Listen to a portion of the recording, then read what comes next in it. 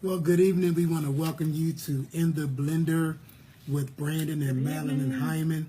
And I tell you, we're just so excited to be with you guys on this evening. Man, it's just so awesome. All week long, we just been talking about, well, ever since last Tuesday, we've been talking about the broadcast. I got a couple bandages underneath because my wife, she was, some shots was fired last week and she was getting me, so. I tell you, we just had a ball on last week's episode, so we're excited. Oh, that wasn't even a good turn to use right at this moment. But we are excited for what has transpired thus far within the Blender, talking about finances and the blended family. And so we're going to jump right in. Again, we want to thank you all for tuning in.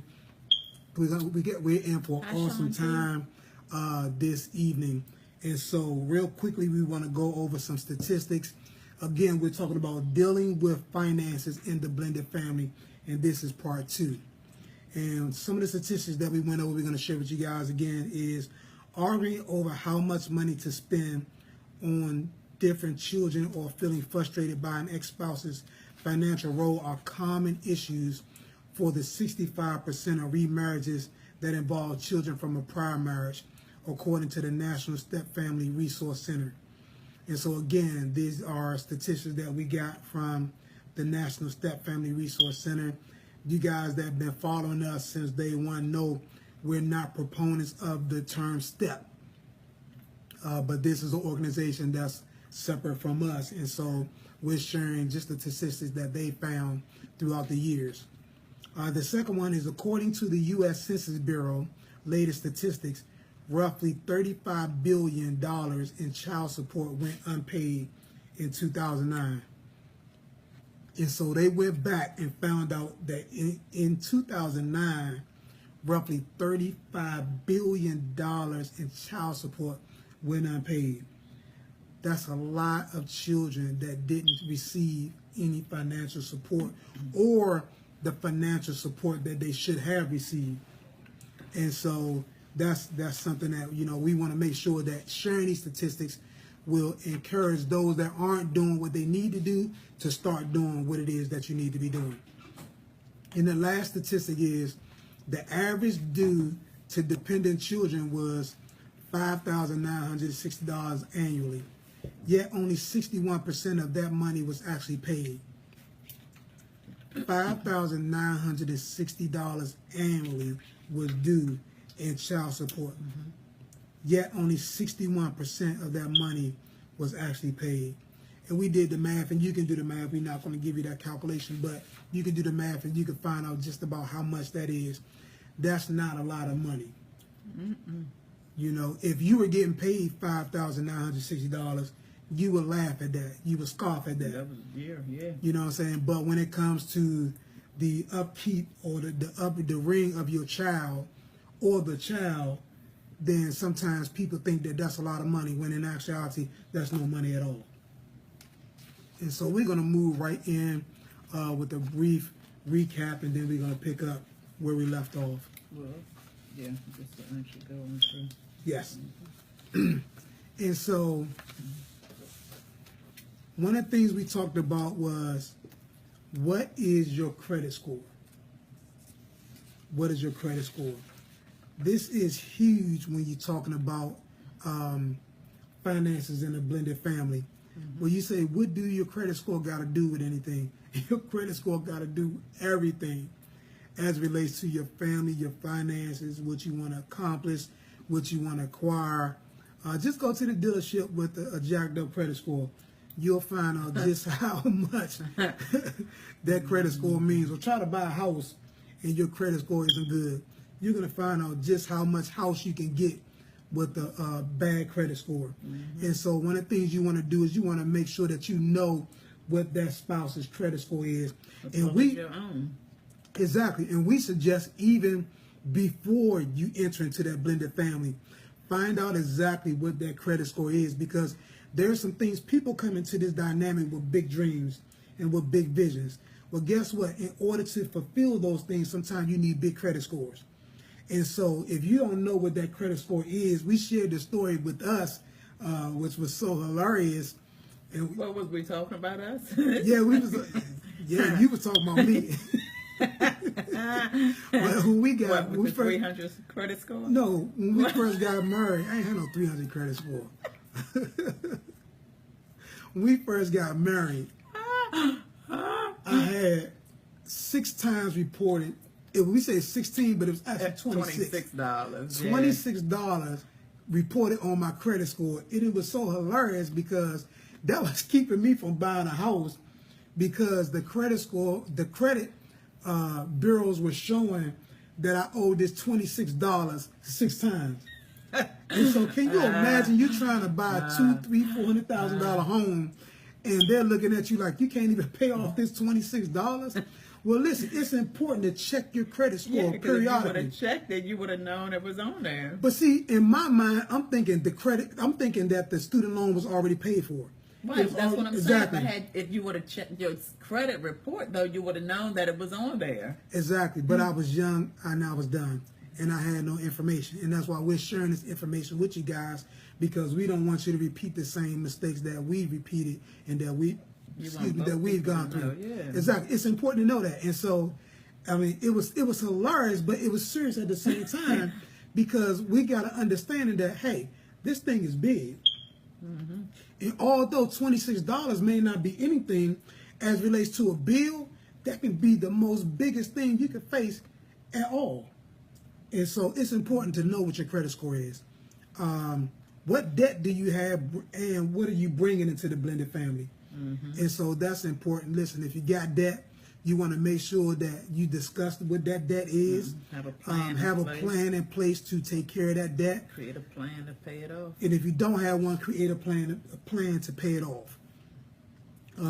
How are you or were you with finances? That's huge. We discussed how I was with finances and how my wife is with finances. I'm not the one to be taking care of the finances. I just make the money. She take care of the finances. She's the financier. She's the CFO of the household. She's the CFO of Brandon and Madeline Enterprises, B&M Enterprises. And so she's the one that makes sure that everything is intact and in order. And so you guys want to discuss that. We talked about even the one time I tried to do that and how I jacked it up and immediately gave it right back to her because that just wasn't my thing. And so I'm a spender. Yeah, how long did it take though? Because it didn't take long at all. It didn't take long at all. It is a story behind it, but I'm not gonna tell it. It didn't take long at all. It didn't take long though. You know, it was jacked up, but it didn't take long. It took long enough. That's right, but it didn't take long at all. It wasn't long. But it was long enough. Yeah, to mess up a whole lot of stuff. Exactly. And so you want to know the difference, who's the spender and who's the saver. And so I can't wait till next week so we can talk about a subject that's on her. We'll be talking about this she having a week. ball talking about this right now. But we're going to discuss it because guess what? We're transparent like that. Hey, Candace. And so, it's just hilarious. Is there child support involved? And we talked about that. Guess what? If there's child support involved, that's big. I shared even how there was an individual that I knew that was making real good money. His check was saying that he was making about $1,800, but his bring home was about $400. Why was that? Because he had so much child support going out of his check. Oh, you got right there already? And so you want to make sure that, we're not spending a lot of time because you've been throwing so hard. I'm not saying nothing. So we're going to keep on moving. So anyway, we talked about that, but it was important because that was damaging to his relationship. It was damaging to his household because as a husband, as a provider, as a man, he felt inadequate to do the things that he needed to do. Why? Because there was so much of his money going out just in child support. We're not even talking about bills. We're talking about just child support. So you want to discuss child support. Is there child support involved? If so, how many children? Mm-hmm. And unfortunately, we living in a day and time where there's several different children with several different people. And so those things are big because everybody want their fair share of that support. Right. And so you guys want to make sure that you discuss that. How much does that spouse make? Are they comfortable about talking about finances? Are they willing to show you their paycheck stub? Wait, you just okay? Go ahead. Yeah, isn't that a part of it? Yeah. Okay. All right. Reading is fundamental. And so, are they willing to show you their paycheck stub? So you want to make sure. Yes, they should be. You know, are they willing to show it to you?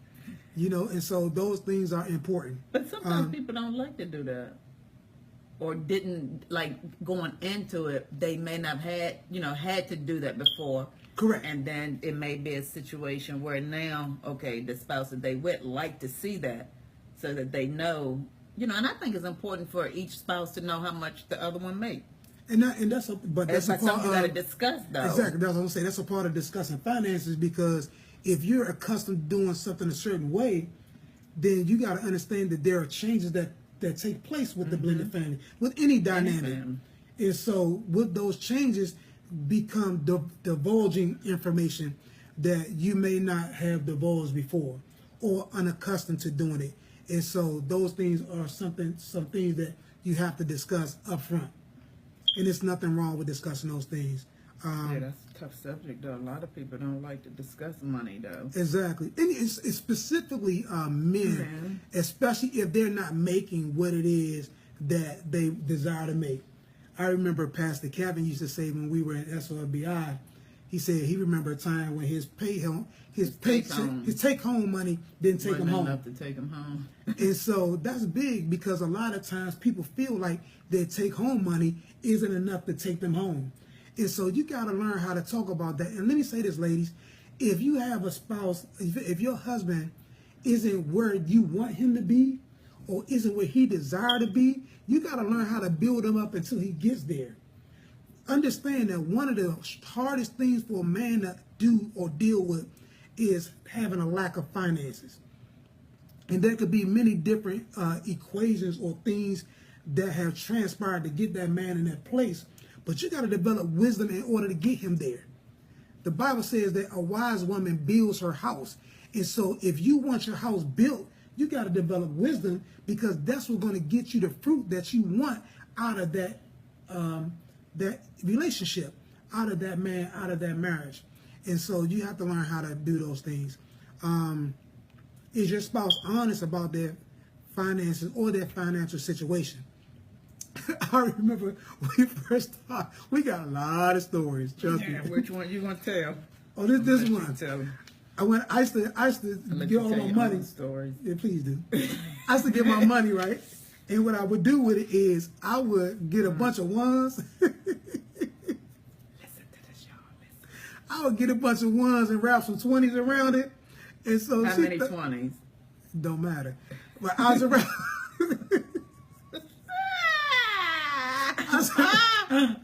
I was around some 20s around it, right? And that thing looked like a big knot, boy. And so I'll pull it out. What you want, girl? And I'll pull it from the inside, because it's a strategy to pulling that money. But but it was something that I was growing into. I sacrificed a lot before we got married. I sacrificed a lot. Is your spouse honest about their finances? No, I wasn't. He had a whole lot of ones. She didn't know, though. She didn't know. She didn't know. Oh, that's funny. She didn't know. She didn't know until I That was a told her. nice trick. It was. And so, but again, you got to talk about those things. We're having fun with it, but it's true. No, it's hilarious. Trust me, we having a ball with this, because we've gone through it, and we've come out triumphant, victorious. We don't want for anything. We don't lack anything. We live pretty good. And so, yes, we do. And so we could talk about this. We could laugh about this. But there was a time when it wasn't as funny as it is now. No. There was a time when we couldn't talk about this, because we talk about this, we be fussing. Because you used to hide paycheck stubs. Hide them. Then you just went gonna see them. You got hide nothing. You just went gonna see them. I got paid. That's all you need to know.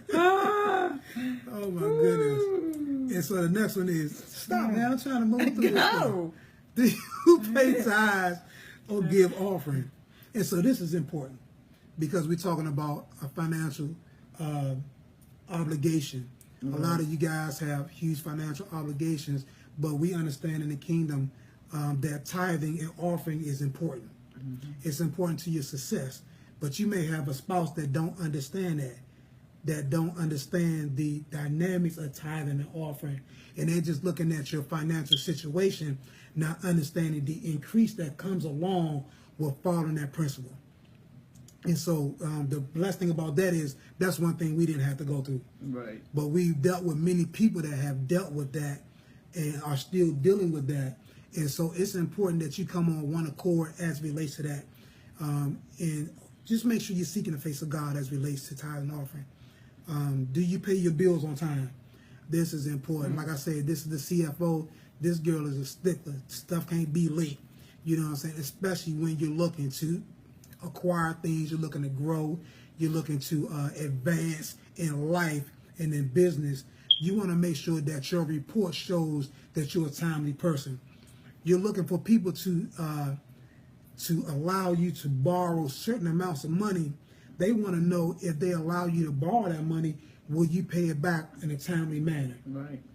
And so this is important. Who will handle the finance? We talked about that. Designating a stronger individual to take on this task. Again, like I always say, she's a stronger individual. Her background is banking, bank manager. She's a tax preparer, accounting, you name it. An expense management.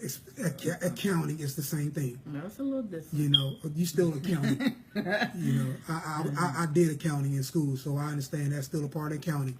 You did? Yes. What? That don't mean I was good at it. It's a lot of things people do that they ain't good at. Yeah, exactly. I wasn't. And so, but again, you want to make sure that the stronger individual is handling that. Go ahead, babe. You read the next one. Do you have separate accounts? If so, will you keep separate accounts or have a joint account? Okay. You said read it. Yeah, go ahead. I did. Oh, keep going. You made a comment last week that there may be times when having a separate account is beneficial. Yes, there may be times when having a separate account can be beneficial. And you guys know what that is. Yeah. And so we're not saying enter into this with separate accounts, but there are some things that separately you may have done that wasn't wise, or you may have accrued separately, and you don't want to hinder the growth of the household. She can account for all her money. You don't want to, come on, don't do that. You're throwing my thought off. You want to make sure that you can, that you don't interrupt or the flow of the finances into the household. So if you bringing your money together and one of you have made unwise decisions previously, that can sometimes hinder what you're trying to accomplish together. And so those are some of the reasons why you may want to have a separate account. But you can also have a joint account as well, where you both are putting money into to make sure. Exactly. You know, but you want to talk about those things. Go ahead, sweet. What are your financial priorities or goals?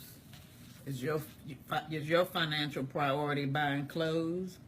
You know, fulfilling desires that you like? Or is it having like a savings fund, 401k, savings accounts?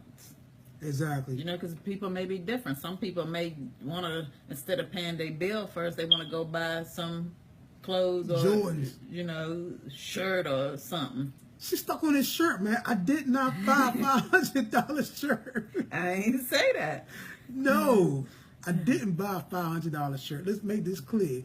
The most expensive shirt that I purchased was for you. It wasn't for me. And it wasn't $500. Thank you. So I just want to make that clear. And that was years ago. I know. So stop saying shirt, because that's the only time I bought a shirt. No, I got clothes. I said it's but someone's they're jeans, they're priority. shoes, but you keep saying Buying shirt. Clothes.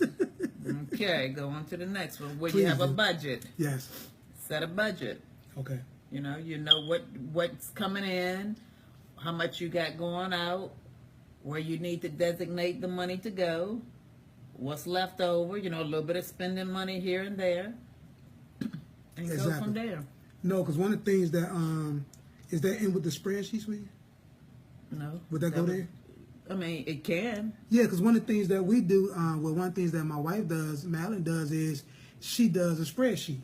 So every other week, I get a spreadsheet of what's going out or what needs to be paid for, what needs to be accounted for. And so when you're talking about budgeting, that will help a lot of you guys tremendously, especially in this blended dynamic. Because again, you have two different systems coming together that may have two different obligations, as well as joint obligations. So what that spreadsheet does is it show you guys exactly what's going on, when it's going on, what one person may have, and what bills the other one may have. Exactly. So you can see the overall amount monthly that is going out. Correct. Go ahead, sweet.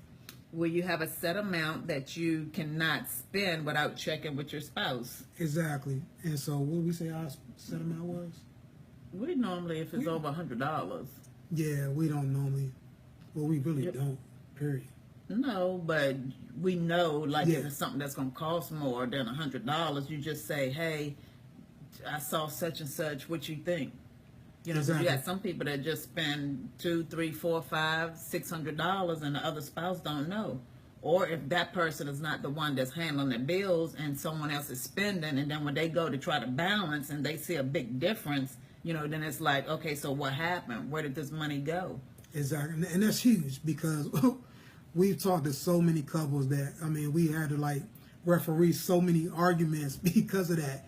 One spouse pulling out money for this, one spouse pulling out money for that, and they haven't discussed what the limit is going to be. You know what I'm saying? If there's even going to be a limit. Some people, they make money where they feel like there is no limit, but there should always be a discussion of how much can we spend without talking to each other. Right. And that's what we're talking about. We're not talking about every dime you spend. Right. You got to call your spouse and say, "Hey, listen, I'm stopping at KFC. Can I spend this $5?" No, we're not talking about that. We're talking about making purchases of a significant cost and having a limit to what that cost can be. Whether it's $50, whether it's $100. For some people, it could be $25, depending upon your situation. Mm-hmm. You might not be in a place in life where $50 is good enough or excusable. $50 may be too much for you guys right now. $100 may be too much for you guys right now. So $25, is what your limit should be. But you have to discuss those things. Yeah, that's what they have to discuss. They know their financial situation. Yes. And then we had do you have insurance policies in place? And if so, like if one of the, a spouse passed away, is there going to be enough coverage that person can at least get through the next couple of years without, struggling and continuing on with the family, the expenses that still need to be covered. Exactly. Because that's big. Because you understand something. They're already losing you. Then they're losing you and inquiring debt. Right. Then they're losing you and got to struggle. And so you got to understand. And let me say this. Life insurance is simply what it says. It's life insurance. It's not death insurance. And so a lot of people don't want to discuss it because they look at life insurance as if it's death insurance. Mm-hmm. No, it's not death insurance. It's life insurance. It's ensuring that life can continue on in your stead. Right. That the family won't miss that financial input that you bring into the household, that they won't miss that they won't lack that, and they can still go on and live the good life because you've made the provisions so that they can continue on in their life. And so that's important to have. And there's so many ways you can do term life, whole life, universal life. You can hit me offline for that. I can tell you how you can do it, set you up with the right individuals so we can get this thing going. But it's so important that you get this in place. Yeah, because for some reason it's unfortunate that there's some, how do I want to say it? I just say some people don't think it's important to have life insurance because sometimes you hear people make comments, well, I'm going to be dead anyway. Yeah, you are, but your family not. They got to go on. No, because watch this. A lot of people are selfish. In selfishness, you only think about yourself, because that's what selfish is. It's about self. And a lot of times that comes because you're upset because nobody took the time to do that for you. What we want to do, the Bible says a good man leaves an inheritance for his children's children. And so all we want to do is encourage you to be a good man, a good woman. You want to leave an inheritance. You want to do for your family and for your children and for your grandchildren to come the things that nobody did for you. Right. Okay, granted, we understand that they didn't leave you anything. We understand that you missed them, but they left you in debt. That don't give you the right or the permission to do the same thing to your family and to your offspring. And so we want to encourage you to make sure that you got these things in place. Right. And so, go ahead, sweet. Well, we coming to the end. Some of the solutions to financial challenges. You want me to just Yes, please. go down? Well, we already kind of discussed this, but talk about finances. Before you actually get married, if you're already married, you want to make sure that you do have this conversation about your finances. And let me say this. When you guys decide to talk about finances, listen, don't go into this conversation judgmental. Don't go into this conversation condescending. Don't go into this conversation like you better than your spouse and that your spouse isn't who they are because they may not be in a financial position that they either want to be or you want them to be. Understand something. Things change. Right. There's some things that change in a moment, in a twinkling of an eye. So just because a person isn't where they want to be now or where you want them to be now, that doesn't mean they're not going to be there.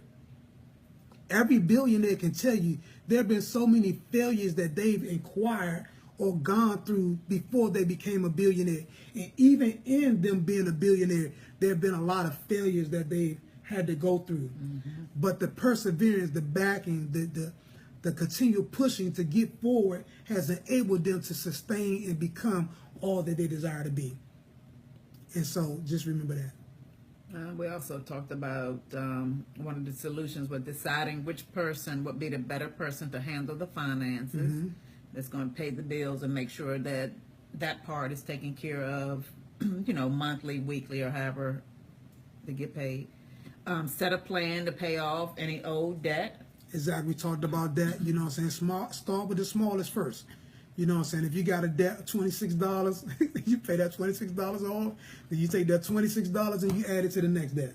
Right. And so go ahead, sweetie. Set budgets.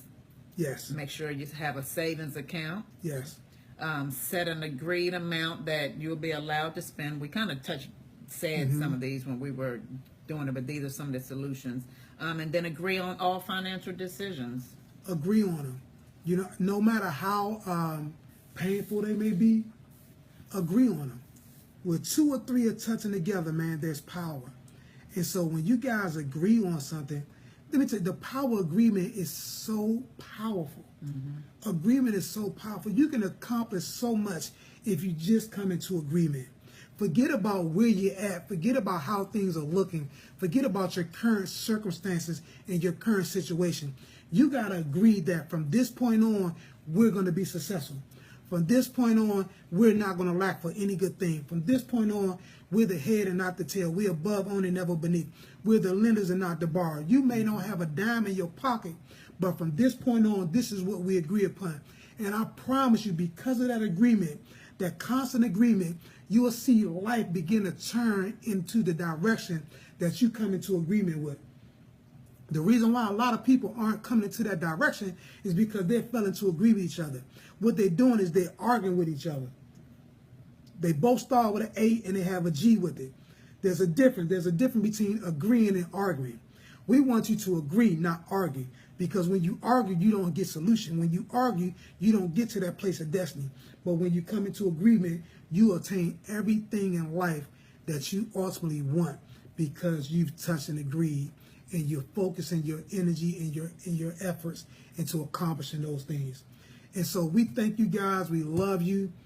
We thank you for tuning in to In the Blender with Brandon and Madeline Hyman. Listen, if you got a comment, if you got a question, How do they reach us, sweetheart? Via email at weareablendedfamily@gmail.com. I tell you, we're excited. There are just so many different topics we're going to be discussing coming up. And we just want to talk about this because, like I said before last week, my man Nate Mother used to say, romance and no finance is a nuisance. And so we want you guys to not only have romance, but to have good finance. And so we love you guys. We thank you for tuning in. Also, too, they still got another book that we want to share, The Power of Prayer to Change Your Marriage. Listen, let me tell you something. We talking about blended families. If you want to change that marriage, especially in a blended family, because most blended families, they coming in with luggage, not baggage. You coming in with luggage. Some of y'all coming in with some expensive stuff. You don't have no Kmart luggage. You got some Louis Vuitton, some Versace, some Gucci luggage. You got some expensive stuff that you're dealing with. And so you need the power of prayer to change your marriage. You need the power of prayer to change this dynamic in this relationship so that you can acquire and obtain and do and be all that you were designed to be, do, and have. And so we love you guys. We thank you. Who are you going to give it to? The first person that type in, I want the book. Yes. So it don't matter who it is. The first one to type in before we sign off to say, I want the book. Exactly. So we give you 1 minute. But the first person that types in, I want the book, you know what I'm saying, we make sure that we get your contact information. Well, that just send us it via email. Yes. And how do they do that, sweetheart? Oh, Shadava. Shadava. You ain't married yet. Okay, Kana. Shadava. Kana. We're going to have to give it to Kana. She typed it in. Well, Shadava typed it in first, but Shadava not married yet. I got something else for you, Shadava. So we'll give the book to Kana. Kana, send us an email at weareablendedfamily@gmail.com with your information, and we'll send the book to you. Exactly. And so, David, we'll see if we can get you another book as well, because we know you're preparing yourself for your marriage. And so we want to make sure that you're well equipped in order to be the wife. Kim, I got something for you too. Exactly. So we want to make sure that you're well equipped to be the wife that you were designed to be. So we don't want to slight you in any way at all. And so again, we thank you guys. We love you for tuning in. Love y'all. We appreciate you so much. Listen, make sure that you're posting, that you're viewing and sharing these broadcasts. Listen, we want to take this thing, as you see behind us, there's a picture of the globe. We're taking this thing around the world. We love you guys for assisting us in this assignment. Again, we thank you for tuning in every Tuesday at 7:30 p.m. to In the Blender with Brandon and Madeline Hyman. Until next week, God bless you and bye-bye. Love y'all.